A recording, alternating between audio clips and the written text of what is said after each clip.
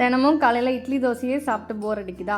அப்போது ஒரு வாட்டி இந்த ஹெல்த்தியான ரெசிபியை ட்ரை பண்ணி பாருங்கள். பார்லி அரிசியை ஒரு 2 மணி நேரம் நல்லா தண்ணியில் ஊற வச்சுட்டு குக்கரில் போட்டு ஒரு 6-7 விசில் கொடுத்து எடுத்திங்கன்னா இந்த மாதிரி மணியாக வெந்து வந்துடும். நமக்கு என்ன காய்கறிகள் தேவையோ ஆட் பண்ணிக்கலாம். நான் வந்து கேரட்டும் ஸ்வீட் கார்னும் தான் ஆட் பண்ண போகிறேன். ஒரு பூண்டை குட்டி குட்டியாக அந்த மாதிரி கட் பண்ணி ஒரு வானலில் பட்டர் போட்டு அந்த பூண்டு நல்லா ரோஸ்ட் ஆனதும் நம்ம கட் பண்ணி வச்சுருக்க காய்கறிகளை ஆட் பண்ணி நல்லா ஒரு 4 அதுக்கு வதக்கி விட்டு மூடி வச்சிங்கன்னா காய் வெந்துடும்.